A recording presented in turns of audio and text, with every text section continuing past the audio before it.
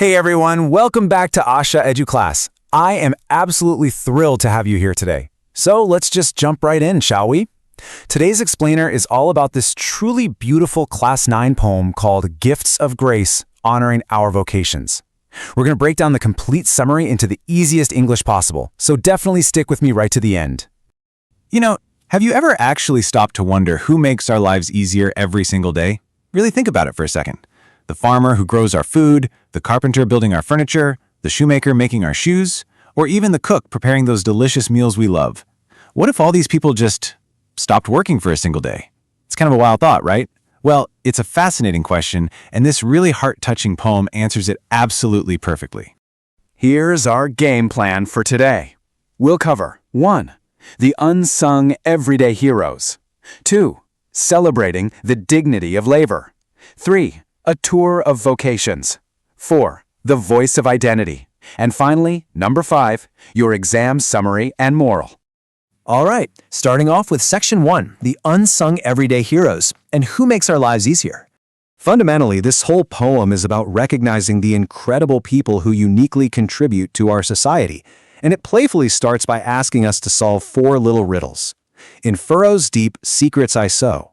Well, that's the farmer. From wheel to kiln, that's our potter. Then, of course, we have the mason laying foundations and the cook working their magic with pots and pans. You see, these riddles are really just inviting us to stop, take a breath, and reflect on the absolutely vital roles these foundational workers play in our everyday lives. Moving right along to Section 2, celebrating dignity of labor, which is a very different kind of celebration. So, the poem invites us to celebrate, but hey, not with your typical festivals or loud fireworks. The absolute crucial point to grasp here is this concept of the dignity of labor.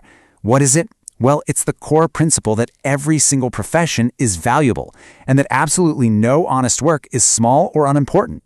It means every individual's honest work deserves deep, profound respect, whether they're a farmer in the field, a carpenter, or an artist. Actually, the poem kicks off with this incredibly powerful line, I hear Bharat celebrating. The poet is literally imagining the entire nation of Bharat just filled with joyful voices. But here's the catch. These voices, they aren't from famous pop singers or musicians. No, they are the voices of hardworking, everyday people, taking immense pride in their professions. It's a true, genuine celebration of dedication, honesty, and just plain hard work. Okay, on to Section 3, a tour of vocations, the hands that build our nation. Let's take a little visual tour of the specific professions highlighted in the text, acting as our evidence for this dignity of labor. The poet first talks about the craftspersons and artisans. You can picture them weaving with beautiful colors and myriad hues, creating these stunning objects with their highly skilled hands. These artisans, hailing varied emotions, are basically using their creativity to actively preserve our rich culture and traditions. It's like they're holding history right in their hands. Next up, we focus on the carpenter, carefully measuring out the wood.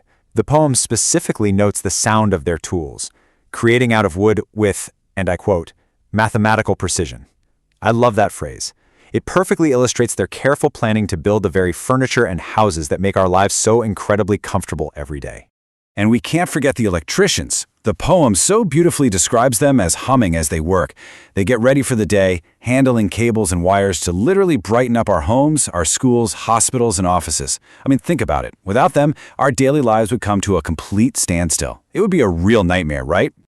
So we're really seeing this diverse, amazing array of workers contributing to our society. The poet remembers the boatmen, sailing and singing these grand tales of life at sea, guiding people safely across rivers with songs deeply connected to nature and tradition. Then you've got the shoemakers, proudly affirming the quality of their work, protecting the feet that walk, dance, run, jump, and ultimately safely return home. And of course, there's the delicious singing of the cook, whose meals bring so much happiness and energy to literally everyone. Add in the designers, the masons, and so many others. The point is, every single job has equal, undeniable importance here. Together, it's these people who build a strong, prosperous nation. Which brings us to Section 4, the voice of identity, work as a reflection of self. All right, we are now hitting the climactic big idea of the entire poem. This is arguably the absolute most meaningful line in the text. The voice of their vocation is the voice of their identity. Let's just pause for a second and really let that sink in. What does that actually mean? Well, it means that a worker's profession is a direct reflection of their unique talent, their personal dedication, and their vital contribution to the rest of us. Every single worker has a totally unique identity, and therefore, every single profession deserves equal respect. No exceptions. Finally, Section 5, Exam Summary and Moral. Key takeaways. Now, let's get practical and walk through the exact moral of the poem, the stuff you'll really want to remember for your exams. Point 1, every profession is important. Point 2, honest work always deserves respect. Point 3, there is no such thing as a job that's too big or too small. And point 4, every single worker helps in building a better nation. The ultimate big takeaway here, guys, is that we must absolutely never ever judge a person by their profession. And specifically for your exams, you can easily recall and just use this super concise summary statement. The poem celebrates the dignity of labor and honors every profession.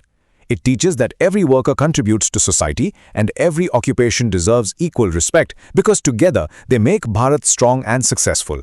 Just lock that into your memory and I promise you'll do great. So I'll leave you with this final thought. How will you honor the vocations of the everyday workers around you today? Think about it next time you see them. I really hope you understood the poem in the simplest way possible today.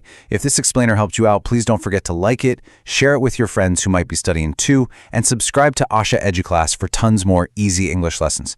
Thank you so much for learning with us today. Happy learning.